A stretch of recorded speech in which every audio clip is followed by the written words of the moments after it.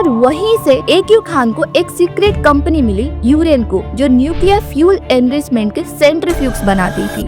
क्या तुम कभी सोच सकते हो, जहां दुनिया के सबसे सिक्योर सीक्रेट्स रखे गए थे, एक पाकिस्तान के साइंटिस्ट ने वहां से फोटोकॉपी करके पूरा न्यूक्लियर डिजाइन ही उठा लिया। पाकिस्तान के प्राइम मिनिस्टर जुल्फिकर अली भुट्टो का ये कहना था कि अगर इंडिया बम बनाएगा तो हम घास फूस खाएंगे, लेकिन अपना न्यूक्लियर बम जरूर बनाएंगे। कहानी शुरू होती है 1971 से, जब इंडिया और पाकिस्तान के बीच जंग हुई। बांग्लादेश बना और पाकिस्तान के हार ने उसे बिल्कुल तोड़ दिया। यहाँ इंदिरा गांधी जी की लीडरशिप में इंडिया ने न्यूक्लियर प्रोग्राम एग्रेसिवली पुश किया। 1974 में इंडिया ने पहली बार न्यूक्लियर टेस्ट किया और कोड नेम था स्माइलिंग बुद्धा।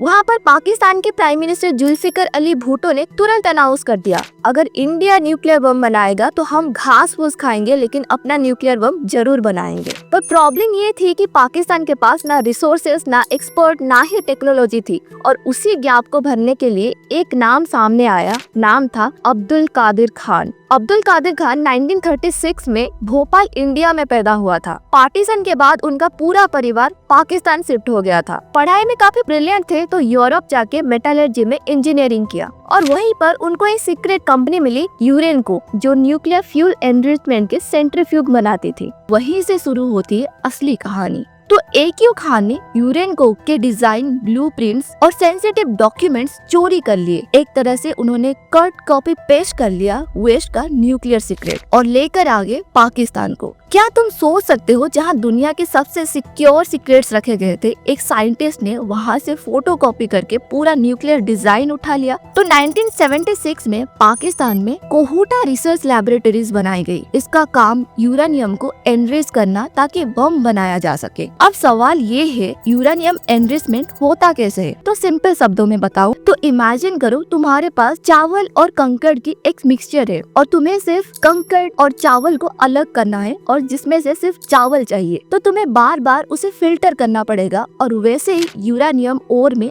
अलग आइसोटोप्स होते हैं। बम बनाने के लिए चाहिए यूरेनियम 235 और सेंट्रीफ्यूज मशीन एक वॉशिंग मशीन की तरह होती है, जो फुल स्पीड पे घूमती है और उस घूमने से हेवी पार्टिकल्स अलग होते हैं और लाइट पार्टिकल्स अलग हो जाते हैं। तो जितना ज्यादा तुम इसे रिपीट करोगे, उतना ज्यादा तुम्हें प्योर यूरेनियम 235 मिलेगा। और जब ये 20% से ऊपर एनरिच हो जाए, तो समझ लो तुम्हारे पास एक न्यूक्लियर बम का हार्ट तैयार हो गया। यहाँ एक ट्विस्ट था, कोल्ड वॉर के टाइम पे अमेरिका और रसिया एक दूसरे को काउंटर कर रहे थे। रसिया अफगानिस्तान में घुस गया और वहाँ पे पाकिस्तान बन गया अमेरिका का एलाय। यूएसए को चाहिए था पाकिस्तान का सपोर्ट अफगान मुजाहिदीन के लिए, इसलिए अमेरिका ने जानते हुए भी AQ खान के न्यूक्लियर प्रोजेक्ट को इग्नोर कर दिया, आंख बंद कर ली एक तरह से। तो दुनिया के रूल्स अलग थे, जहां एक तरफ इंडिया पर सैंक्शंस लगे गए न्यूक्लियर टेस्ट के बाद,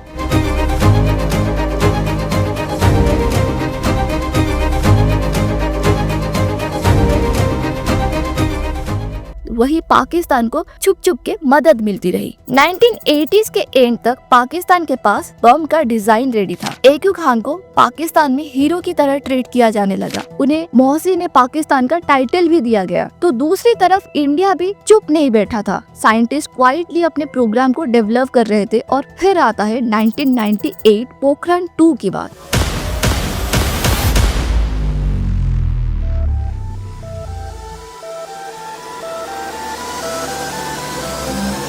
इंडिया ने एक साथ 5 न्यूक्लियर टेस्ट किए। अभिनंदन होना चाहिए वैज्ञानिकों का, उन इंजीनियरों का, जिन्होंने पोखरण में जो कुछ हुआ उसे सफलतापूर्वक करके दिखाया।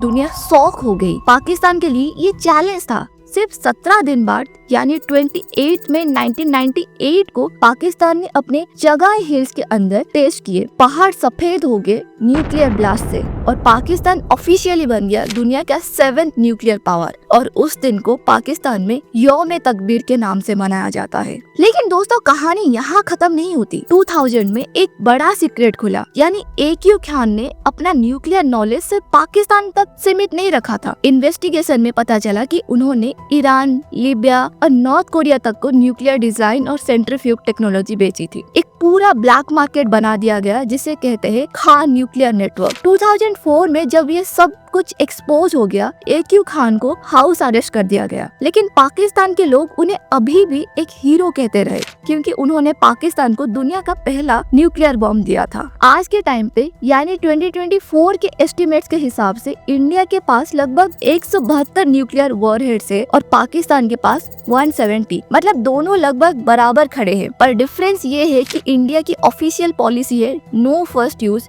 मतलब इंडिया पहले कभी न्यूक्लियर बॉम्ब यूज नहीं करेगा, सिर्फ रिटेलिएशन में करेगा। हम परमाणु हथियारों का प्रयोग करने में पहल नहीं करेंगे। एटमी हथियार रक्षा के लिए भी हो सकते, लेकिन पाकिस्तान ने कभी ऐसी पॉलिसी डिक्लेयर ही नहीं की और इस वजह से दुनिया के लिए पाकिस्तान का न्यूक्लियर आर्सेनल एक बड़ी चिंता का विषय है। तो ये थी कहानी जिसमें एक साइंटिस्ट ने अपनी चालाकी से पूरे रीजन का बैलेंस ही बदल दिया। एक तरफ AQ खान पाकिस्तान के लिए नेशनल हीरो बन गया और दूसरी तरफ दुनिया के लिए एक स्मगलर। और सबसे बड़ी बात, साउथ एशिया अब एक ऐसे जोन में है जहाँ एक चिंगारी पूरे रीजन को न्यूक्लियर वॉर में धकेल सकती है। ये कहानी हमें सिर्फ ये दिखाती है कि साइंस और पॉलिटिक्स मिलकर दुनिया कैसे हिला देते हैं। अगर